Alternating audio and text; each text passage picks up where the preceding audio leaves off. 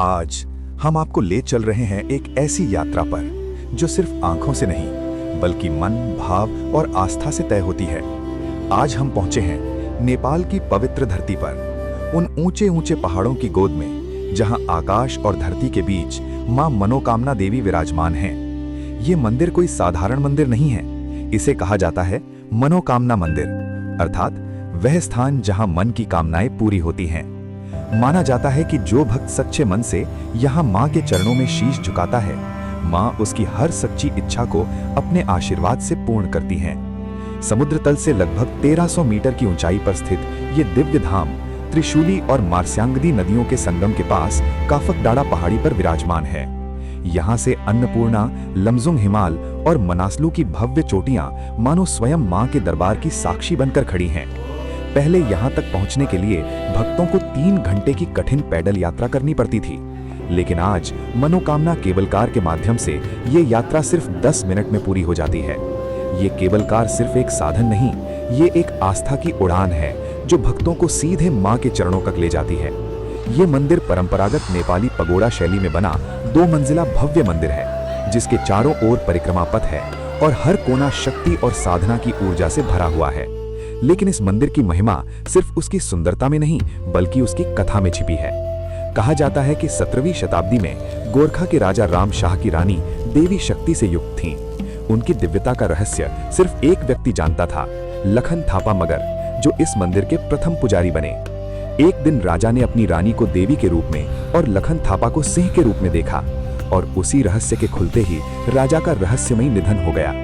सती प्रथा के अनुसार रानी ने अपने पति की चिता में स्वयं को समर्पित कर दिया, लेकिन जाते जाते उन्होंने वचन दिया, मैं फिर लौटूंगी और भक्तों की मनोकामनाएं पूर्ण करूंगी।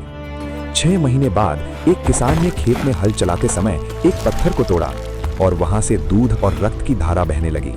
लखन थापा ने वहां तांत्रिक साधना की और उसी स्थान पर मां का पहला स्वरूप प्रकट हुआ। यहीं से मनोकामना देवी मंदिर की स्थापना हुई। ये भी माना जाता है कि इस मंदिर के पुजारी आज भी लखन थापा मगर के वंशज ही होते हैं। ये परंपरा सदियों से अटूट चली आ रही है। मां मनोकामना देवी को भगवती मां पार्वती का अवतार माना जाता है। मन यानी हृदय और कामना यानी इच्छा। यहाँ आकर हर हृदय अपनी इच्छा मां के चरणों में अर्पित करता है। भूकंपों ने इस मंदिर को कई बार झकझोरा, लेकिन मां की कृपा से ये मंदिर हर बार पहले से भी अधिक भव्य और स्वर्णिम रूप में पुनः खड़ा हुआ। आज मंदिर का शिखर 14 किलो सोने से दमकता है, मानो स्वयं मां का तेज आकाश को छू रहा हो। ये स्थान सिर्फ दर्शन का नहीं, ये एक अनुभव है। यहाँ आकर मन शांत होता है, अहंकार टूटता है और आत्मा मां के चरणों में विलीन हो जाती है। अगर आपकी भी कोई मनोकामना है तो एक बार सच्चे मन से मां मनोकामना देवी को पुकारिए, क्योंकि यहाँ सिर्फ दर्शन नहीं होते, यहाँ आस्था साकार होती है। और आज इस पावन यात्रा में मैं भी अपने दोस्तों के साथ मां मनोकामना देवी के दिव्य दर्शन कर सका।